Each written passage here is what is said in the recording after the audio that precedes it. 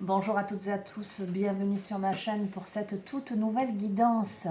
Alors, guidance générale intemporelle adaptée à ce que vous vivez les amis, faites preuve de discernement, appel à votre libre arbitre, ne prenez que ce qui résonne avec vos vies, laissez de côté ce qui ne vous parle pas. Voilà, ça c'est dit. Alors aujourd'hui, une guidance un peu particulière et je vous explique pourquoi. Parce que je me suis rendu compte en revisionnant certaines de mes vidéos que j'en avais une interprétation plus poussée en les regardant. Et je me suis dit, tiens, ce serait peut-être pas mal de tirer le jeu avant de faire la vidéo pour vraiment prendre le temps de recevoir les messages. Voilà, que ce soit beaucoup plus fluide pour vous. Donc c'est ce que j'ai fait ce matin, vous me direz si ça vous parle ou pas. J'ai utilisé plusieurs oracles. J'ai utilisé l'oracle de la mythologie, l'oracle des rebelles sacrés, l'oracle des artisans de lumière, l'oracle des sorcières, d'accord, et j'ai tiré une rune, d'accord. Donc je vais vous faire mon interprétation par rapport à ce que j'ai reçu, mais ce que je reçois, ce que je vais recevoir encore, et peut-être que je compléterai avec d'autres oracles ou tarots. Voilà, donc il y a un peu de bruit dehors, quelqu'un est en train de couper des arbres, donc j'ai prévu ma petite boîte à musique, et je vais mettre un petit fond sonore, éventuellement.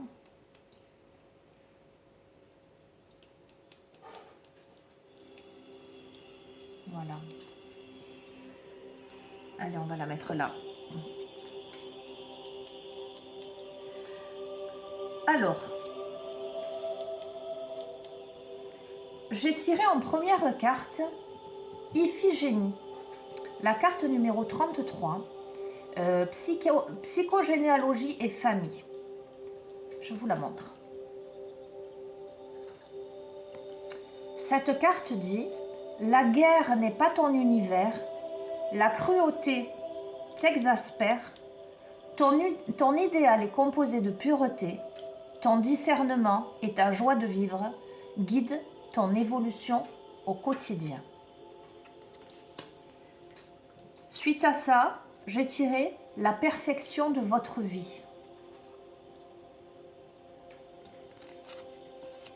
Puis, activation de vos vies antérieures. Ok? Je vous les montre et ensuite, je vous lirai certains textes qui accompagnent certaines cartes et je vous donnerai mon interprétation. Ensuite, avec l'oracle des sorcières, j'ai tiré Médite pour créer, accepte ta destinée, récolte de saison, larmes de tristesse et de joie, affirme ta croissance, guérison du cœur, active-toi, renaissance et réinvention, et changement positif. D'accord ? En tout dernier, et du coup j'ai consulté un livre que je trouve très bien, Runes et Magie, j'ai tiré la rune Odal, et je vous lirai son interprétation également.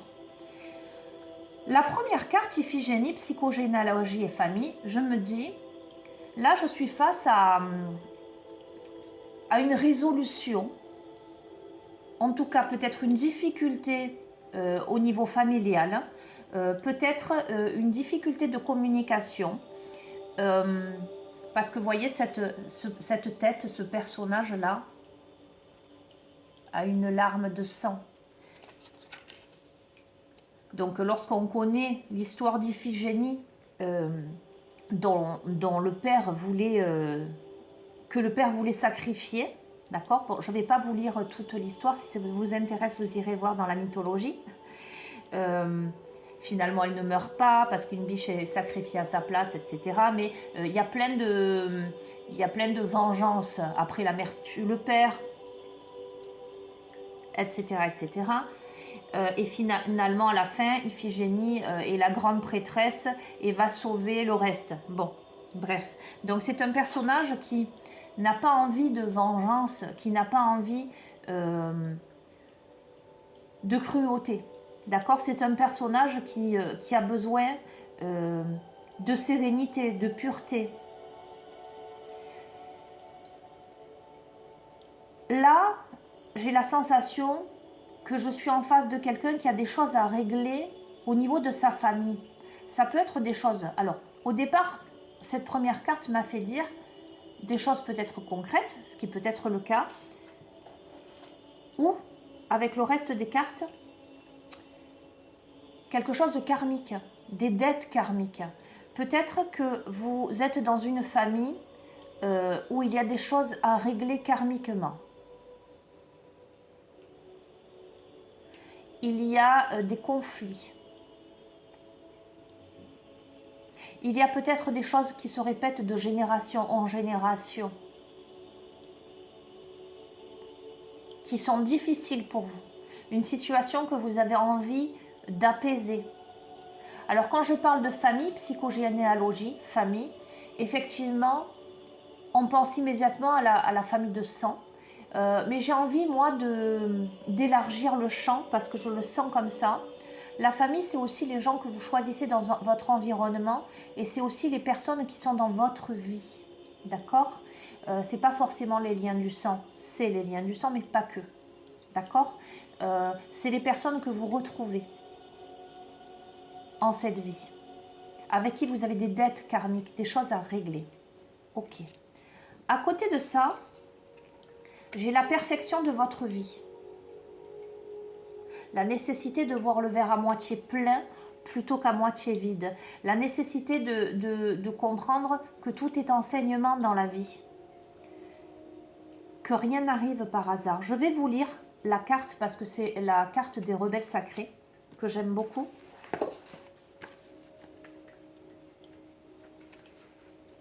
Et qui vous dit, et du coup,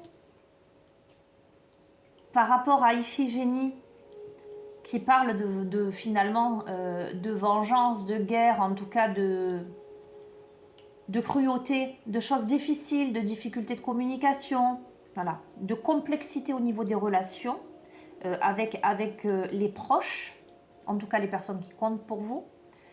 Nous avons la perfection de votre vie, carte numéro 30. Avez-vous déjà observé une tempête du dessus? Elle est si belle et si élégante. Mais de l'intérieur, une tempête est généralement une expérience très violente. Il y a de la beauté dans votre vie. Vous n'en êtes pas forcément conscient, car vous la trouvez peut-être trop angoissante en ce moment. Vous sentez peut-être un chaos intérieur. Ou peut-être vous sentez-vous comme si de l'angoisse ou de la nervosité attendait pour exploser à l'intérieur de vous. Peut-être que quelqu'un ou quelque chose cause tout ce ravage et cette incertitude dans votre vie. Voyez? Donc vous êtes à un moment de votre vie, et ça ne parlera pas à tout le monde les amis. Moi je ressens quelqu'un qui est à un moment de sa vie où cette personne doit régler des choses. Doit régler des choses anciennes, doit régler des choses profondes. J'entends identitaire. Prenez ou prenez pas, hein, j'entends identitaire. Il y a même une quête d'identité dans tout ça. Vous verrez ce que ça vous renvoie. Peu importe si le chaos est externe ou interne, subtil ou fort, cet oracle vous délivre le même message. Tout se déroule selon un ordre supérieur. Donc ce que je vous disais, les choses arrivent pour une raison. Aujourd'hui, vous êtes dans une épuration. Et ce qui me fait vous dire que vous êtes dans une épuration, c'est que nous avons la troisième carte avec l'oracle des artisans de lumière qui est activation de vos vies antérieures. Ok? Vous subissez une tempête cosmique et spirituelle qui a un impact sur vous. Elle nettoie ce qui est en vous et vous prépare à la paix que l'on ressent souvent après un orage. Si vous avez également... Non. Ok, je vais en rester là. Le processus de guérison.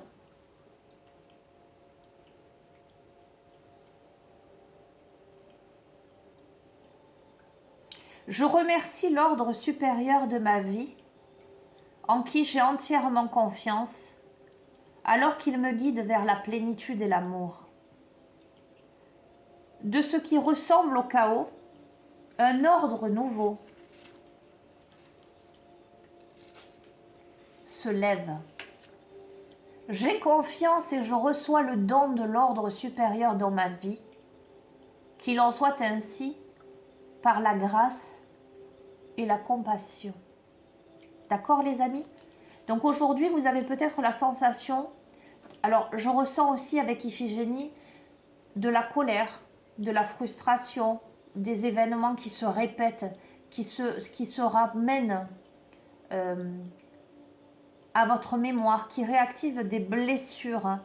Alors ça peut être avec quelqu'un d'étranger, pas forcément quelqu'un de votre famille, mais cette problématique ravive quelque chose d'ancré en vous, quelque chose de karmique, j'entends, familial, une blessure qui est en vous là. Avec activation des vies antérieures, je vous la remonte parce que je la trouve magnifique. Il y a une grande sérénité dans cette carte.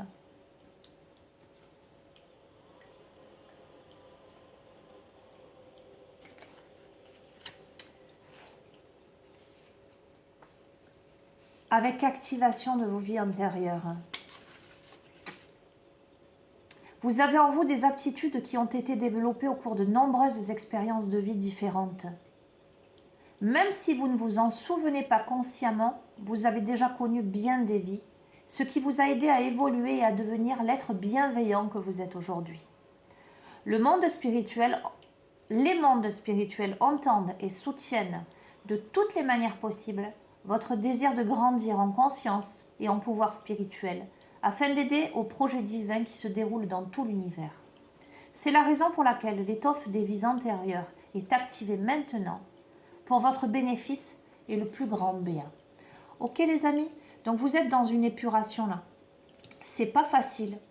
Vous avez peut-être l'impression de vivre une tempête intérieure, d'être chahuté.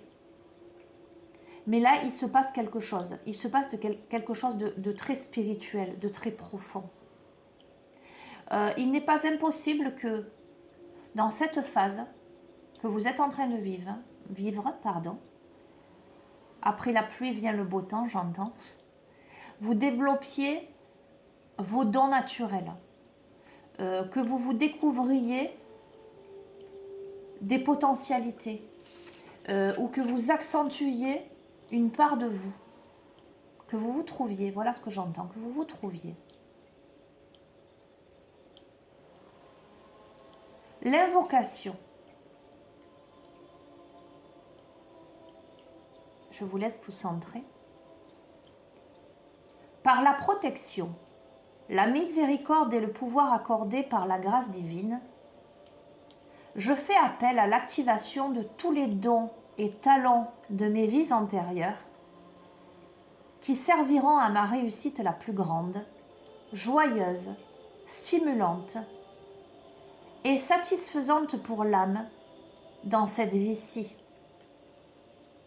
Je demande l'assistance guérisseuse des êtres supérieurs qui m'aiment d'un amour inconditionnel, afin que je puisse rapidement évacuer tout conditionnement ou résistance qui entraverait l'expression de ces talents.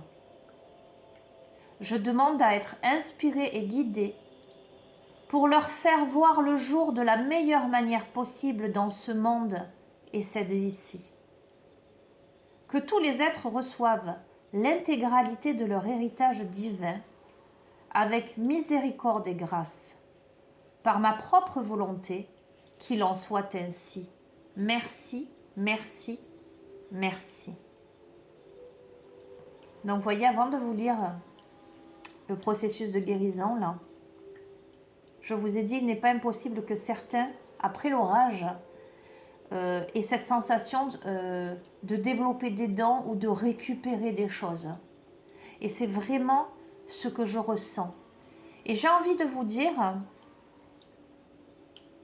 par rapport à cette association de ces 3 premières cartes, par rapport à Iphigénie, et cette notion de vengeance, de cruauté, de dettes karmiques, de psychogénéalogie, de choses qui se répètent par-delà l'espace et le temps, cette discorde, cette ambiance-là pesante, Iphigénie fait le choix à la fin de sauver, de ne pas rester dans cette cruauté, de ne pas perpétuer.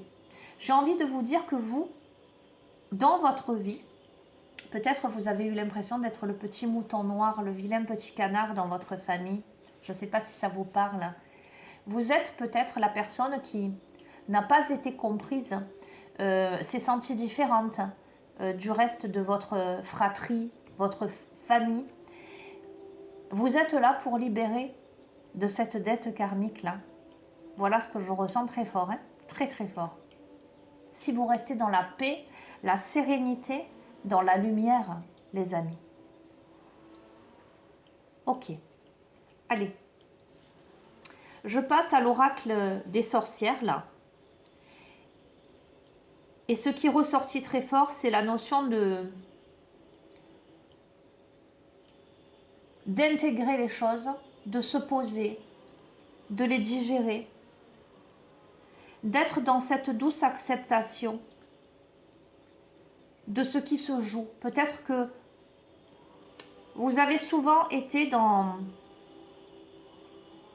ce sentiment-là que les choses n'étaient pas justes. Voilà, j'entends c'est pas juste. Pourquoi ça m'arrive à moi?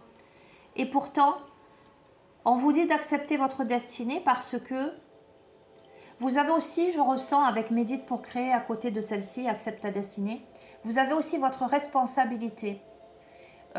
Si vous restez dans le négatif, vous créez le négatif. Si vous êtes dans le positif, si vous voyez le verre à moitié plein plutôt qu'à moitié vide, vous créez cette atmosphère lumineuse autour de vous, cette vibration élevée, et vous permettez que les choses se dénouent. Voyez, récolte de saison, en étant dans cette attitude de méditer pour créer, même pour créer du beau, en acceptant ce qui est en train de se jouer aujourd'hui, en acceptant que quelquefois on n'a pas de prise sur les événements de la vie, mais en restant dans sa lumière, dans sa droiture, dans son inspiration la plus élevée, vous ne manquerez de rien. Récolte de saison, vous aurez ce qu'il faut au moment où c'est nécessaire. Ensuite, avec la deuxième ligne, nous avons larmes de tristesse, de joie, affirme ta croissance et guérison du cœur. Nous avons quelqu'un là qui se regarde dans le miroir et qui voit tous les aspects de son être, qui comprend qu'il y a les deux, vous voyez, sur une pièce, il y a les deux faces.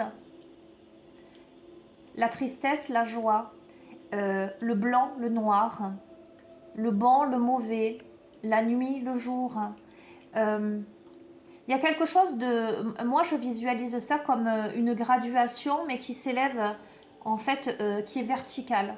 Comme si vous aviez un curseur, vous voyez, qu'on peut monter et baisser. Et en fait...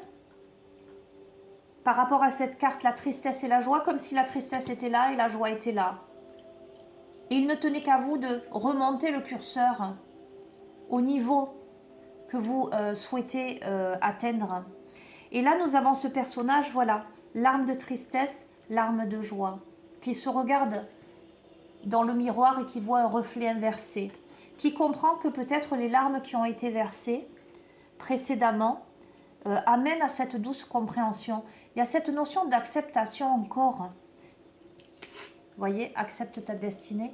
Il y a encore cette sorte d'acceptation subtile avec sagesse, que tout est juste et parfait, que tout est enseignement, que les larmes versées, qu'elles soient de joie ou de tristesse, sont là pour affirmer quoi? Votre croissance, pour vous aider à grandir. Et pour vous aider à grandir, il vous faut prendre soin de la graine que vous avez semée. Il vous faut l'arroser, il vous faut l'exposer aux rayons de soleil, ni trop, ni pas assez. Il faut parfois mettre un tuteur pour éviter que ça courbe. Voyez ce que je veux dire? Pourquoi? Pour une guérison du cœur, parce que vous avez besoin de guérir ce cœur-là. J'entends trahison, guérir des trahisons, des blessures profondes. Je vous dis ce que je vois, hein, comme si vous aviez reçu une flèche en plein cœur. Vous avez cette capacité de transformer la tristesse en joie, tout au moins de vous servir de toutes vos expériences pour laisser naître autre chose de plus lumineux, pour choisir. Est-ce que vous choisissez la vengeance ou est-ce que vous choisissez la pureté? Ok. Nous avons active-toi, renaissance et réinvention. Alors j'adore cette carte, elle est magnifique. Il y a une grande purification. Et nous avons changement positif, le fait de regarder au loin. Nous avons cette nécessité là aujourd'hui de s'activer. Ça va de pair avec médite pour créer. Voyez, ce personnage se sert de sa baguette magique pour créer quelque chose sur sa toile. Ce personnage se regarde dans le miroir, ose affronter son reflet et tous les aspects de son être avec conscience, sans porter de masque, sans faux semblant. Regarde sa vérité, regarde la vérité. Donc, il y a cette notion, la nécessité de s'activer, c'est la nécessité aussi de décider aujourd'hui d'entreprendre ce travail pour renaître, pour se purifier, pour se réinventer, pour se reconnecter, pour tomber les masques aussi, pour changer.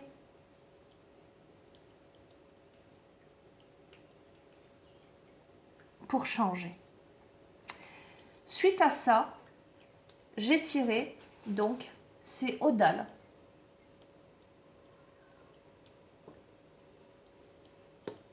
Et, croyez-moi ou non, mais c'est la rune de l'épuration karmique en fait. C'est la rune, c'est la 23e rune de l'ancien Futark, d'accord, qui signifie propre terre, propre domaine, d'accord, qui forme une enceinte sous le contrôle d'un magicien. Le magicien est celui qui crée, d'accord. Des énergies magiques bénéfiques peuvent être tirées dans cette rune et conservées là pour un usage ultérieur. C'est l'héritage ancestral, les possessions personnelles. Donc c'est ce qui a vraiment, ce qui signifie, je bafouille, je dis n'importe quoi, j'invente des mots. C'est ce qui correspond à ce qui est vraiment intime en vous et dans votre vie. C'est aussi la magie opérative, d'accord? C'est ce qui permet de donner vie dans la matière, la notion de penser, la notion de créer de l'intérieur, l'affirmation positive, le fait de faire jaillir cette graine qui va pousser. Et ça renforce aussi nos connexions avec les autres individus dans notre groupe ou notre famille. Voyez, et on en revient à psychogénéalogie et famille du début. Elle résiste aux règles arbitraires et préserve la liberté individuelle et celle du clan au sein de la structure de la loi naturelle. Ok, je ne vais pas aller plus loin, mais je trouvais intéressant de vous lire cette correspondance avec cette rune-là, parce que j'ai été très surprise de me rendre compte à quel point ce jeu est profond,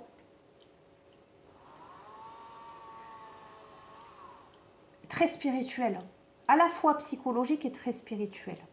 Ok, allez, maintenant je vais, donc on a déjà presque 25 minutes avec cette interprétation, imaginez si j'avais dû les tirer devant vous. Je vais utiliser l'oracle de la flamme d'Anka pour avoir des compléments d'informations. Donc les amis, épuration karmique, là, par rapport à vos vies présentes et passées. Voilà ce que j'entends. Vous avez la capacité de renaître, de changer, de réinventer. Mais quand je dis capacité, les amis, je ressens pas que la capacité de changer le cours des choses dans l'ici et maintenant. Je ressens la capacité de changer le cours des choses, par-delà l'espace et le temps, en restant dans la lumière, dans la bonté et dans la volonté de rester dans cette droiture. Bon, il y a du bruit partout. Entre les chiens, entre je sais pas si c'est... Non, c'est pas une tondeuse. Une scie électrique, visiblement.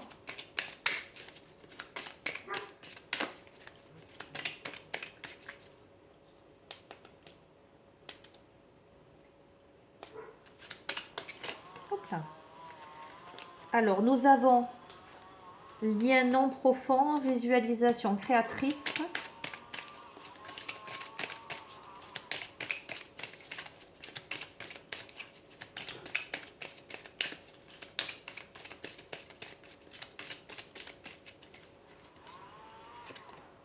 Blocage temporel. Trahison. C'est fou, hein, je vous ai parlé de trahison tout à l'heure. Je vais vous les montrer après. Hein. Idéalisation. Sexualité. Lettre de la loi de l'attraction. Tristesse. La tristesse ressort. Les vies antérieures. Lien à la mer. Lithothérapie. Pardon non accordé.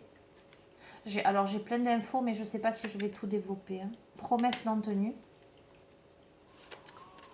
Ah, elle veut venir.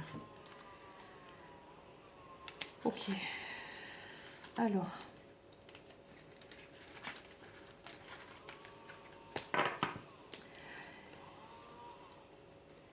Alors je sens des personnes qui ont pu ne pas se sentir désirées. Qui ont pu accorder leur confiance dans leur vie, donner beaucoup de leur personne, être profondément sincère dans leur relationnel, que ce soit d'un point de vue familial là, ou amical, vous verrez comment ça vous parle. Des personnes qui ont beaucoup apporté d'amour pour créer des liens sincères, mais qui ont été souvent confrontées à des personnes pas sincères, des liens non profonds, vous voyez. Montre. Ok. Blocage temporel par rapport à la trahison, l'idéalisation. Allez, il y a des domaines un petit peu complexes là qui tombent et des ressentis un peu complexes. Hein. Ça ne parlera pas à tout le monde, les amis. Potentiellement, il y a des personnes qui ont vécu des choses dures. Je vais pas que ceux qui ont des oreilles entendent. On va dire ça comme ça. Vous prenez ou vous prenez pas. Des personnes qui ont vécu des choses difficiles d'un point de vue de leur sexualité, qui ont vécu des trahisons, qui étaient peut-être dans l'idéalisation par rapport à quelqu'un, mais qui ont vécu une grosse tristesse et qui se sont sentis trahis. Ça a probablement, chez ces personnes-là, bloqué quelque chose en elles. Il y a une répétition de schémas par rapport au lien avec la mère, et vous verrez comment ça vous parle. Ça peut avoir un lien avec ce que je vous ai dit précédemment, comme ça peut être autre chose là maintenant. Il y a une nécessité de purifier ce lien avec la mère, mais une purification karmique, hein, quelque chose qui va de génération en génération, et pourtant, le pardon n'est pas accordé. Pardon non accordé. Le pardon n'est pas accordé, pourquoi? Parce qu'il y a des promesses qui n'ont pas été tenues, des engagements qui n'ont pas été tenus. Nous avons la lettre d'adieu, vous voyez.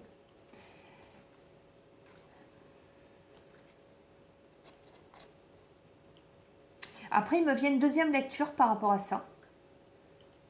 je peux avoir aussi là le profil de quelqu'un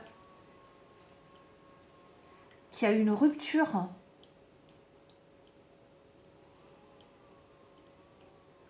sentimentale à cause d'une maman qui aurait voulu briser des liens.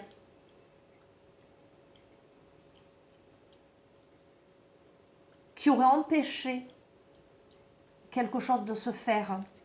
D'accord? On va voir. Hop là. Ok.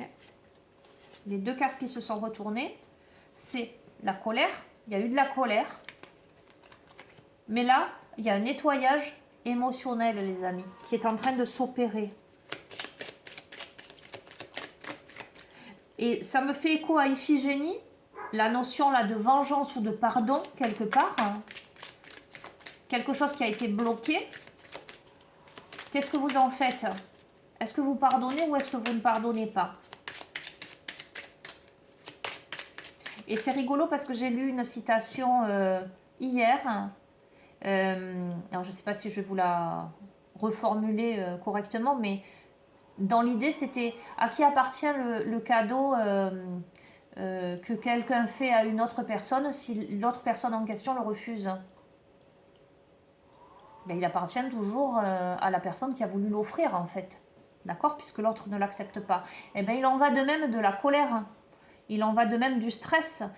Il en va de même de la vengeance.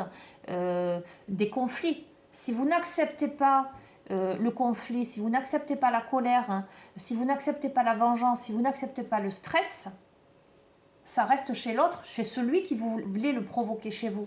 D'accord? Donc, quelque part, c'est à vous que vous faites du bien en laissant à l'autre ce qui ne vous appartient pas finalement, ce que l'autre veut déverser chez vous. Mais si vous refusez de récupérer ça, c'est l'autre qui reste avec ça.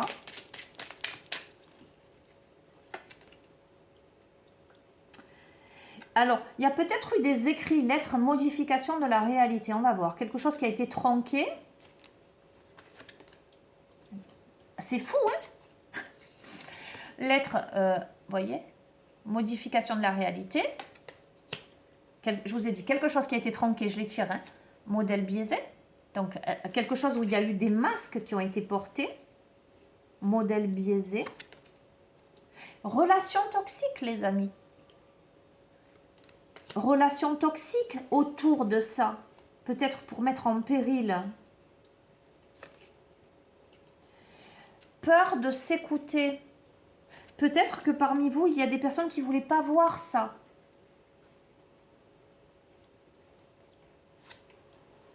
Par manque de confiance.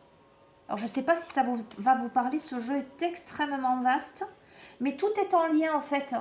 Dans cette purification karmique, dans ces problématiques ancestrales et familiales, découle, au travers de ça, découle un vécu, des relations, des difficultés, des ressentis, des émotions. Nous avons là le lien avec le père, on va voir.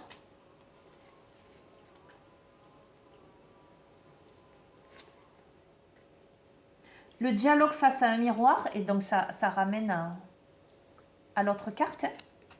Le dialogue face à un miroir, savoir se regarder en face, voir tous les aspects de son être. Comprendre que dans cette situation, il y avait beaucoup de jalousie. Donc peut-être que vous êtes entouré ou avez été entouré de personnes jalouses, de personnes d'énergie tierce, qui ont peut-être semé le doute en vous. Par rapport à une dépendance affective. Allez, j'en tire une dernière parce qu'il y a beaucoup d'infos. Et de la possessivité, les amis. Ok, écoutez.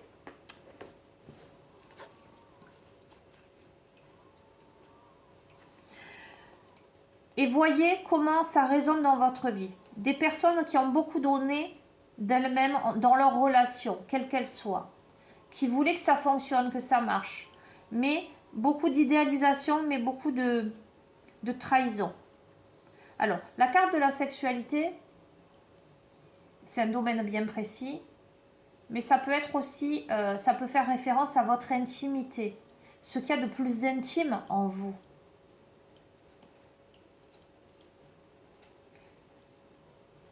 Et je ne développerai pas plus. Il y a de la tristesse, il y a des choses, des schémas qui se répètent. Il y a une purification à effectuer avec une mère ou un modèle maternel. Ça peut être vous-même en tant que mère. Hein. Voyez comment... En tout cas, il y a des promesses qui n'ont pas été tenues. Il y a de la colère. Il y a eu des engagements. Un pardon non accordé. Mais un nettoyage émotionnel. Donc ça veut dire quoi? Ça veut dire que soit vous êtes arrivé au terme de tout ça, de cette colère, et vous avez déjà nettoyé ça, soit vous allez y parvenir. D'accord? Il y a peut-être eu des échanges biaisés, voyez, hypocrites. On vous dit blanc, mais en fait c'est noir. On vous fait des compliments, mais en fait on vous dénigre. Ce sont des relations toxiques. Mais vous voulez pas, ou vous n'avez pas voulu, voyez comment vous le replacez, dans le passé, dans le présent. Vous écoutez, vous n'avez pas voulu y croire, par manque de confiance en vous, peut-être dû à votre enfance et à ce que vous avez vécu. Mais vous prenez conscience, là, aujourd'hui, en vous mettant face au miroir, qu'il y a de la jalousie, il y a de la dépendance affective, il y a de la possessivité. Alors, ce qui me vient là, qui me percute, ça peut être aussi l'amitié avec une femme. Ça peut être quelqu'un à qui vous avez accordé votre confiance, que vous espériez sincère, qui peut-être, pour qui vous aviez peut-être, comment dire, un relationnel, peut-être une femme plus âgée que vous. Et là, de vous rendre compte que c'est pas sincère non plus. D'accord? Bon, je ne vais pas aller plus loin. Je suis portée à développer aujourd'hui. Bref, ça va être trop long après. Je vais prendre les contes de l'âme du monde qui a été offert par ma fille, pour ma fille, pardon, par Gloria. Voilà. Hier, elle me l'a descendu pour que je l'utilise dans mes ateliers avec les jeunes parce que c'est très psychologique et c'est un bon support à la méditation et à la réflexion dans des ateliers de groupe de parole. Donc, ce sont 22 leçons de sagesse à partager avec vos enfants. Et on va voir quel est le message pour terminer. Et je vais arrêter là parce qu'il y a beaucoup de choses. Beaucoup de choses. Vous devez en tout cas, les amis, travailler sur votre confiance en vous. Éliminer les liens toxiques de votre vie. Comprendre que la vengeance ne sert à rien, qu'il vous faut rester dans la lumière pour renaître, pour épurer les choses. Vous regardez en face. Savoir transformer. Transformer ce qui jusqu'ici était négatif en quelque chose de positif. D'accord? Conclusion par rapport à ce tirage.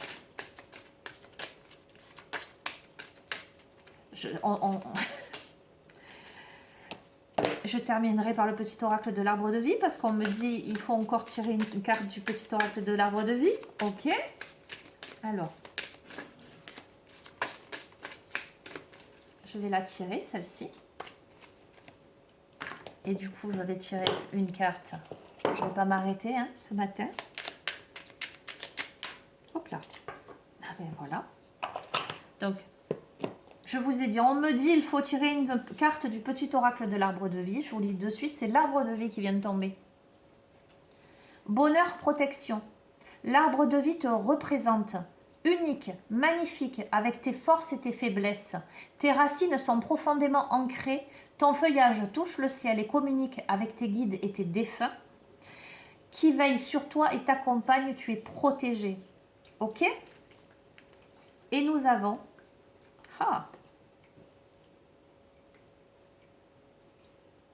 En lien avec Iphigénie, l'adversité, la vengeance, cette carte est quand même grandement parlante. Nous avons ce samouraï, ce guerrier en tout cas, qui se poste derrière ce moine pour l'égorger, pour lui trancher la gorge. On va voir quel est le message de cette carte. Les amis, j'ai envie de vous dire, vous êtes protégés. C'est pour ça qu'on me disait, prends une carte de l'arbre de vie. Bonheur, protection. D'accord? On ne peut pas vous atteindre. Par contre, relation toxique au milieu. Préservez-vous, protégez-vous. Mais, en tout cas, vous êtes protégés. Là-haut, on veille sur vous. Mais, restez dans la lumière, restez ancrés, parce que malheureusement, vous n'êtes pas entouré que de personnes bienveillantes.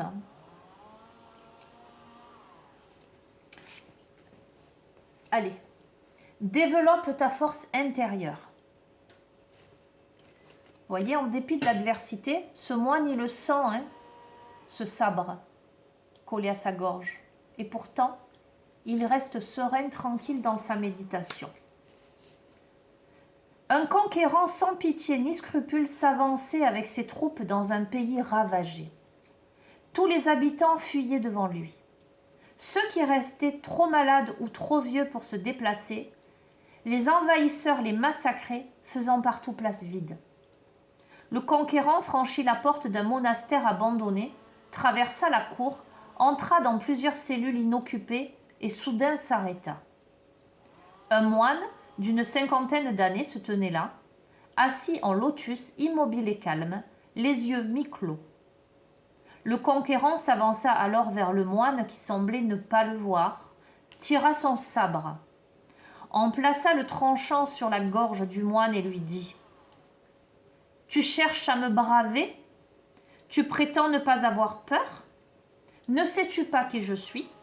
Ne sais-tu pas que je peux te transpercer avec ce sabre sans même cligner de l'œil ?» Le moine ouvrit les yeux, regarda tranquillement l'homme redoutable et lui dit « Et toi, ne sais-tu pas qui je suis? Ne sais-tu pas que je peux me laisser transpercer par ton sabre sans même cligner de l'œil ?»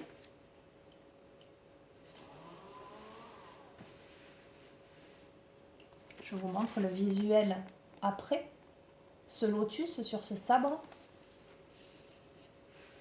Est-il plus important d'avoir une grande force physique ou une grande force intérieure? Il peut être utile dans la vie d'être fort physiquement, notamment pour se défendre lorsqu'on se fait agresser.